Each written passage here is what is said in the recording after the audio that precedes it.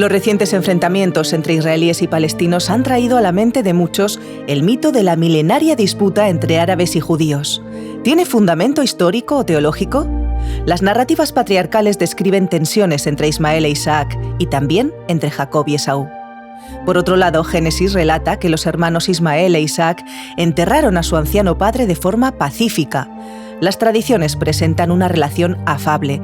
Lo mismo sucede entre Jacob y Esaú, quienes se habían reconciliado después de su desagravio. No hay que pensar que los nabateos y otras tribus a las que después se las conocería como árabes, descendientes de Cetura, tuviesen algún tipo de tensión con los descendientes de Israel. En la Biblia hebrea se describe de manera muy positiva a los orientales que han sido correctamente identificados con las tribus árabes que han vivido en la región por siglos. El libro de Job y varios otros relatos enfatizan la sabiduría de los hombres del este, que tenían ascendencia edomita, árabe e ismaelita. La relación entre los reyes hebreos y sus vecinos varió a través de las décadas. A veces eran enemigos, otras veces aliados. Es imposible tratar de explicar de manera simplista su relación basados en versículos aislados. Se deben reconocer los siglos que pasaron y las condiciones que variaron. El punto álgido ocurrió después de la destrucción de Jerusalén. De ese periodo vienen las declaraciones proféticas más fuertes contra Edom y otros vecinos. Los descendientes de Esaú se convirtieron en los archienemigos de los hebreos, según los profetas. Además, se nota la tensión con Gesem el árabe en el libro de Nehemías y situaciones complejas durante el periodo intertestamentario. Pero aún así, muchos descendientes de Esaú se les unieron en la primera y segunda revueltas contra Roma. No hay evidencia histórica de aversión particular. Al contrario, los archivos demuestran matrimonios mixtos con árabes y colonias de judíos viviendo en todo el norte de África, la península arábiga y lugares más lejanos. Además, a pesar de la resistencia de algunos judíos al principio contra las visiones de Mahoma, muchos le dieron la bienvenida al Islam. Al fin y al cabo, fueron muchos los judíos que habían sido oprimidos por los cristianos en el cercano Oriente. Es notable reconocer que los judíos florecieron y prosperaron en Al-Ándalus, como los musulmanes llamaban a la península ibérica. Igualmente es simplista tomar solo capítulos aislados de la experiencia judía en lo que hoy conocemos como España. Después de la opresión por parte de los cristianos visigodos, quienes continuaban en tensión con los hispano-romanos, los judíos disfrutaron de la llegada del musulmán Tariq ibn Ziyad, quien llegó desde África. Pero aun cuando no hubiese exactamente una edad de oro para los judíos en Al-Ándalus, la situación era mejor que en cualquier otra parte del mundo en ese periodo. Lo cierto es que la sana convivencia entre musulmanes y judíos no apoya el mito de una milenaria disputa entre estos grupos. No es hasta la llegada de los reinos de taifas, más adelante los almorávides y después los almohades, que los judíos, al igual que los cristianos, sufrieron cruelmente. La única forma de comprenderlo hoy es imaginarlo como si fuera la sucesión de musulmanes wahabís, después talibanes y al final Daesh, ISIS, en caída libre por un precipicio de fanatismo fundamentalista. Pero lo peor ocurrió cuando siguió avanzando la reconquista a manos de los cristianos católicos romanos. Ni siquiera los conversos llamados marranos se libraron, ya que había entre ellos criptojudíos que seguían practicando el judaísmo de manera oculta. Finalmente, Isabel la Católica completó la limpieza étnica de musulmanes y judíos en la península ibérica. Durante décadas, la Inquisición persiguió a todos los que no siguieran su versión fundamentalista del cristianismo.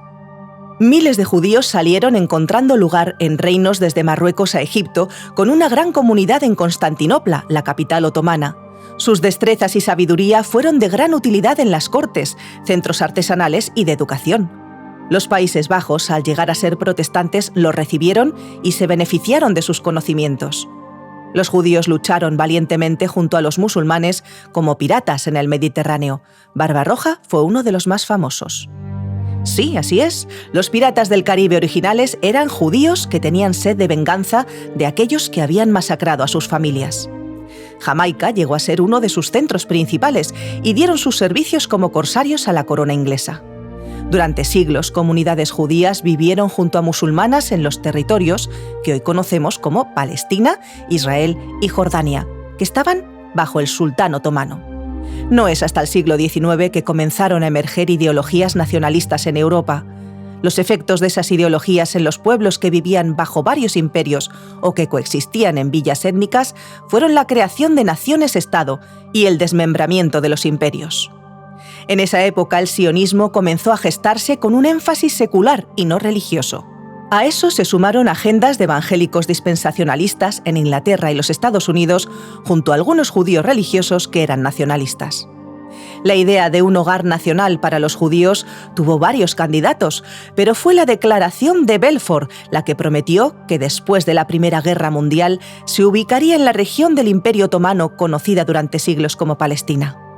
Sin embargo, anteriormente, de manera secreta, los poderes que se aliaron contra Alemania, el Imperio Austriaco y el Otomano, habían firmado el acuerdo Sykes-Picot, en el que se repartían el cercano Oriente entre los aliados, y al mismo tiempo hacían promesas que no cumplirían a las tribus árabes. Fue entonces que comenzaron las tensiones reales con los judíos durante el siglo XX a causa de esas intervenciones europeas. Los pogromos rusos aniquilaron o expulsaron a miles de judíos antes de la Primera Guerra Mundial, y después de la misma no les fue mejor a los hebreos. Muchos deseaban regresar a las tierras ancestrales y lentamente migraban a las peores zonas, llenas de pantanos o en medio de desiertos. La migración se aceleró con los vientos de genocidio que venían desde Alemania. Los británicos controlaban al territorio palestino y la llegada de judíos a la zona. El Holocausto nazi convenció al mundo de que era necesario ofrecer un hogar nacional a un pueblo que por milenios había vivido bajo diversos imperios y en constante estado de persecución. La declaración del Estado de Israel es llamada Nakba, catástrofe entre los árabes, quienes no aceptaron el acuerdo de partir esa región entre poblaciones que podían haber coexistido. Multitudes saquearon y quemaron sinagogas en Siria y otros países árabes. Miles de refugiados tuvieron que salir del norte de África y los territorios del Golfo Pérsico. Comunidades que durante siglos habían vivido entre musulmanes fueron arrancadas y tuvieron que huir a Israel. Las guerras que se produjeron con los países vecinos fueron haciendo imposible que quedaran judíos en medio de ellos. Un país donde continuarían viviendo los judíos fue Irán, que en ese tiempo era gobernado de manera autocrática por el Shah. Pero el descontento por la desigualdad social y económica sería el detonante para que venciera la Revolución Islámica en 1979. La próspera comunidad judía que durante milenios había vivido entre los persas fue expulsada y ahora apenas queda un remanente. La enemistad actual entre árabes y judíos no es milenaria, data de apenas décadas. Y no es de origen religioso, aunque algunos extremistas así lo quieran hacer ver. Debemos reconocer que el pueblo palestino también ha sufrido mucho durante demasiado tiempo. Al mirar hacia los siglos pasados, vemos cómo el Imperio Otomano, establecido por mercenarios que habían llegado desde el Lejano Oriente, se convertía en gobernante de los pueblos árabes. Los poderes occidentales que sucedieron a los otomanos los han oprimido de diversas formas, exceptuando a las clases altas y a la realeza, quienes siempre han tenido ventajas. Vivir bajo una ocupación militar israelí ha sido doloroso también durante las pasadas décadas. Hay una enorme frustración por la falta de líderes y la carencia de soluciones. Ismael e Isaac tuvieron sus diferencias, al igual que Jacob y Esaú, pero reconocieron que eran hermanos. En vez de repetir mitos sobre enemistades milenarias y disputas de muchos siglos, reconozcamos que estos ciclos se han vivido en el pasado.